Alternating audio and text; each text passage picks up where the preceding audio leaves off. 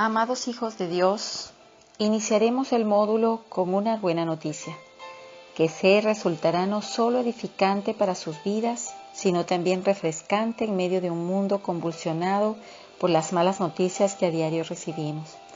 Es el deseo de Dios que aunque las tinieblas cubran la tierra y oscuridad a las naciones, sobre ti haya luz y sea vista su gloria. Este primer tema lo dedicaremos a hacer algunas definiciones que nos resultarán de gran utilidad a lo largo del desarrollo de todo este módulo, en el que estaremos tratando acerca del nuevo pacto y de cuál es nuestro papel como esos ministros competentes que Dios ha constituido, todo con el fin de manejar la misma terminología y tener un mejor entendimiento, lo cual redundará en grandes riquezas para nuestras vidas y para nuestros ministerios. Empezaremos por definir la palabra pacto como un acuerdo, un convenio, un concierto entre dos o más partes, bien sean personas o entidades, y la palabra pactar, relacionada con pacto, que implica acordar, comprometerse a cumplir algo, varias partes. En estas definiciones de pacto y pactar, el énfasis está en las palabras acuerdo y partes, es decir, que transmiten la idea de un acuerdo bilateral.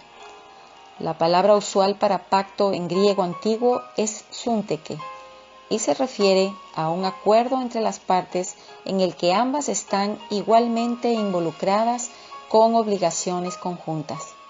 Súnteke traduce correctamente el berit hebreo del Antiguo Testamento, que define un acuerdo obligatorio o contrato entre un ser humano y otro, o entre un ser humano y Dios. Desde el punto de vista bíblico, el pacto es un convenio que expresa la relación de Dios con el hombre. Así vemos que Dios se relaciona con el hombre desde la antigüedad a través de pactos.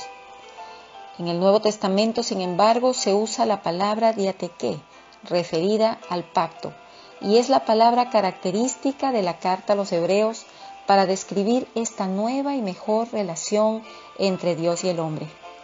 Hebreos 7:22, Hebreos 8:6, Hebreos 12:24, Hebreos 13:20 son algunos ejemplos. Lo interesante es que los griegos tienen una palabra para pacto, la cual es súnteke, como ya lo mencionamos, pero los apóstoles no la usaron. La razón de esto es importante, porque si partimos del hecho de que toda la Escritura es inspirada por Dios, sabemos que el Espíritu Santo tiene una parte muy activa y fundamental en la escogencia de los términos que expresen con claridad las intenciones de Dios. Y en el caso de la carta a los Hebreos en particular, algunos comentaristas afirman que este libro pone énfasis en el hecho de que Dios ha hablado y no el hombre. Es por esto quizás que no se identifica a su escritor, ni tampoco en ninguna de las citas del Antiguo Testamento se menciona el nombre de la persona que habla. Por tanto, conforme al concepto de este libro, toda la escritura es el hablar de Dios. Por eso, al referirse al Antiguo Testamento, el libro de Hebreos siempre dice que es el hablar del Espíritu Santo. Ejemplo de esto es Hebreos 3:7, Hebreos 9:8, Hebreos 10, del 15 al 17. En este libro, la intención de Dios en su hablar era que los judíos que habían creído en el Señor, pero todavía persistían en el judaísmo, abandonaran la ley y pasaran a la gracia, abandonaran el antiguo pacto y pasaran al nuevo. El enfoque de Hebreos es el Cristo celestial, el resucitado, el ascendido, superior a todo. La idea principal de la carta a los Hebreos está centrada en la naturaleza celestial de las cosas positivas, en contraposición a la naturaleza terrenal de las sombras y las figuras. Este libro tiene la intención de mostrarle a los cristianos hebreos el contraste entre la naturaleza celestial del Nuevo Testamento y la naturaleza terrenal del Antiguo, para que pudiesen abandonar lo terrenal y adherirse a lo celestial. Sin embargo, los judíos que creyeron en el Señor no eran los únicos que debían hacer esto, sino que también debemos hacerlo todos los que tenemos contacto con Dios por medio de la fe. Este es el propósito de Dios al hablar en este libro. Entonces, volviendo al tema que nos ocupa, diremos que la palabra diatequé, intencionalmente usada por el Espíritu Santo cuando se refiere al nuevo pacto, encierra la idea de un testamento o última voluntad, más que la idea de un acuerdo o convenio.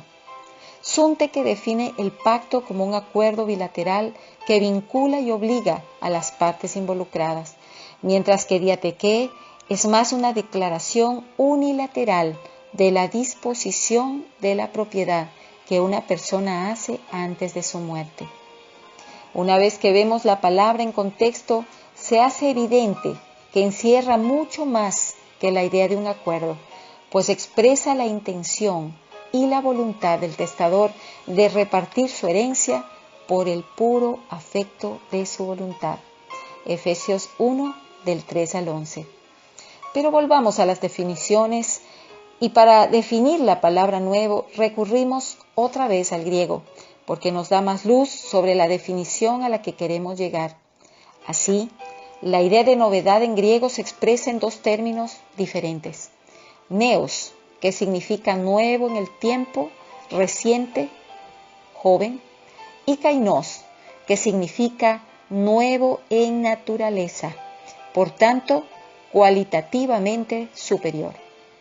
El nuevo pacto bajo el cual estamos y al cual pertenecemos tiene una naturaleza celestial, nace en el corazón de Dios y en su voluntad eterna de hacernos partícipes de su herencia.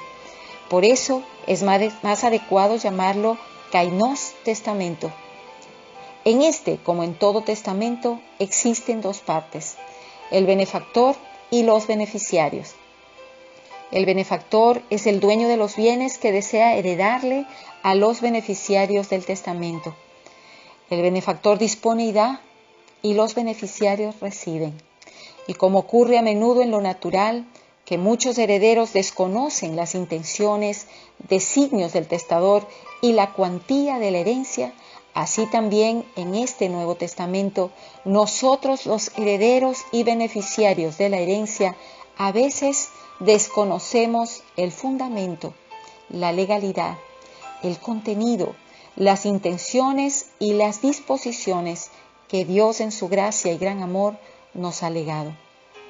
La palabra diatequé o testamento contiene la inevitable verdad de que todo es de Dios y de que todo lo ha hecho Dios. Nosotros solo somos los beneficiarios, los herederos, que reciben la herencia por el simple hecho de ser hijos. El Espíritu Santo, a través del apóstol Juan, en el capítulo 1 de su Evangelio, nos dice que a todos los que le recibieron, a los que creen en su nombre, les dio potestad, esto es, derecho legal de ser hechos hijos de Dios. ¡Aleluya! Esto sí es un evangelio, una buena noticia. Entonces podemos decir con mayor propiedad que estamos bajo un kainos diatequé. Hay una gran diferencia entre considerar el kainos diatequé como una versión mejorada del sunteke que Dios concertó con Israel, o como un acuerdo que nos vincula y nos obliga, y verlo a la luz de las definiciones hechas, según las cuales la novedad tiene que ver con una naturaleza totalmente diferente a la anterior, y el pacto no como un compromiso que obliga a cumplir con estándares.